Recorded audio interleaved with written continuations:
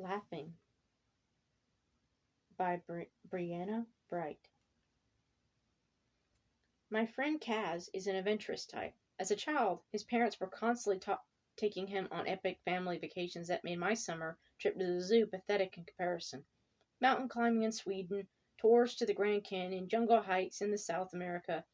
Kaz had done it all, so no surprise when he said he was going on a safari to Africa the summer of our junior year. I wished him luck, and didn't see him for 3 months. When he returned, I knew something was wrong. At first, I blamed it on the jet lag. Kaz was just moody and had trouble sleeping and brooding indoors. Usually an average jog and a bike rider, Kaz now preferred to stay inside watching romance comedies. After a few weeks, I finally got up the courage to ask him what was wrong. He looked at me with dark bags under his bloodshot eyes, and heaved a deep sigh. It would be nice to talk about it, but you'd probably never believe me. I assured him that whatever the trouble was, I wasn't here to judge, only to be a friendly ear, and I would believe him. He agreed as long as I didn't offer up an explanation or laugh, only to take it seriously and be silent. I agreed. When I was in Africa, I joined this group of men on the safari. It wasn't your regular tour group. These guys were professionals, with conservatories and inspiration. They didn't speak English, but I had a translator with me. I was joining them on the aspiration. I forgot what it was exactly. Tagging or tracking or something. It was going to be a little dangerous. We were camping in the heart of this savannah. So, of course, I had to go along. The first couple of nights went pretty smooth. I joined the group in the day, and they took me out to watering holes and even the Pride of Lions. But that third night, we had a flat tire on the savannah and had to walk back. That night, we found a pack of hyenas, a bit unusual since they're usually nocturnal. They were harmless enough, following us from afar, but not willing to attack a large group. They were very rough-looking, with long tattered fur falling over spotted legs. We stayed together and had the car. We were safe, but one of the guys, an older man named Gale, seemed ill at ease. He kept snapping at the others when they started to joke around or make conversation. Eventually, I asked my translator about it. He's warning them not to talk too much or say names. Why's that?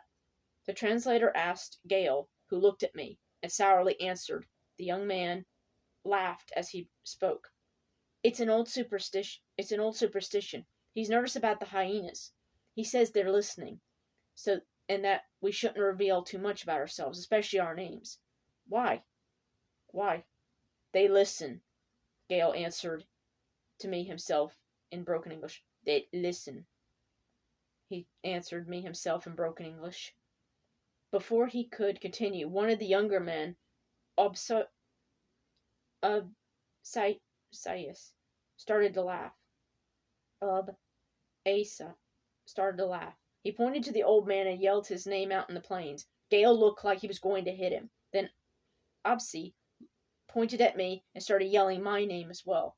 Kaz, Kaz, ha ha ha ha ha. The other men laughed as well, and I laughed with them. We could hear the hyenas laughing off in the distance. That unusual clown cackle, as if they were laughing right along with us. The old man glared at us. He didn't say anything. I think the others were put off by his mood because they eventually quieted down and walked in silence. The hyenas continued to follow us, and we could hear them laughing. Kaz hesitated and hugged himself, shivering. Have you ever heard a hyena laugh? Like in the Lion King?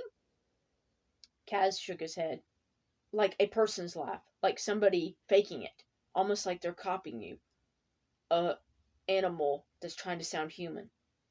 Kaz took a deep breath and continued. As we walked, the sun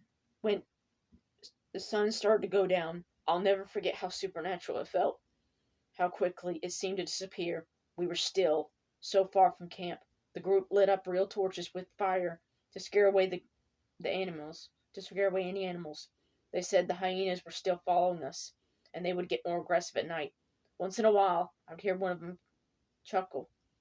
We were almost to camp when I heard someone calling in the darkness. It sounded like a person yelling, but we couldn't make it out what they said. We all jumped in fear and looked around, trying to see who in the group was missing. Everyone was accounted for. Gale snapped something at us, and we kept moving. I kept looking over my shoulder. We were in the middle of nowhere, and the darkness was absolute. Shouldn't we check? What if somebody's in trouble? What if somebody's in trouble? I asked. My translator shook his head. It's too dangerous at night. It's too dangerous at night. We need to get back to the camp. Eventually, we did. I was grateful to see our tents, but for the first time I wish I had something more than a sheet of fabric between me and the wilderness. The large group built large fires around the campfire, and set up a couple of men to keep watch. I retired to get some rest, but I couldn't sleep. I was nervous and my head was full of ghost stories. Just as I started to doze off, I heard someone calling my name from outside. Kaz! Kaz! I figured it was my turn to keep watch, so I crawled out of my tent and went to the bonfire, which had burned down low. I added more wood and got the flames high. In the dark, I saw a firelight flicker off the animal's eyes, but then they were gone. I didn't see anyone around, which was odd. Obsi? I asked. I heard movement in the dark. Kaz! Kaz! I stared at the wall of night. The voice seemed to come out of nowhere. Stop it. Stop it.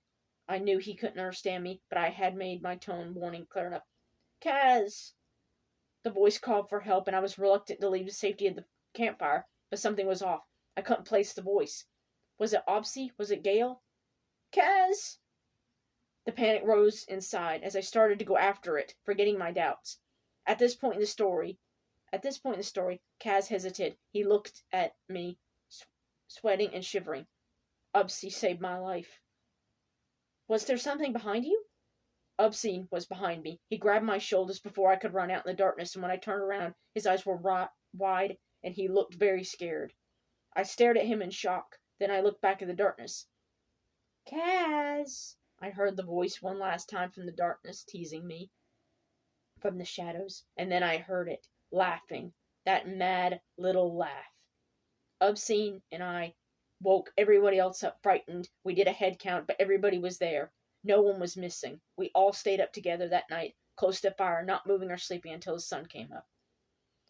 I stared at Kaz, waiting for the story to continue, but he was pale and seemed unsure. Did you ever figure out who did it? Kaz whipped his head around, giving me a wild, mad look.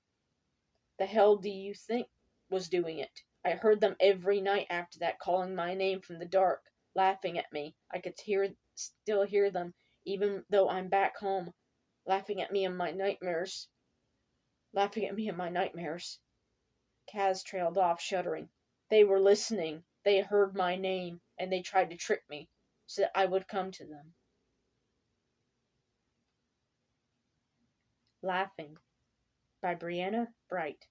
Thank you guys so much for watching and for listening. Hope you enjoyed it. And thank you guys so much for watching. Stay infectious.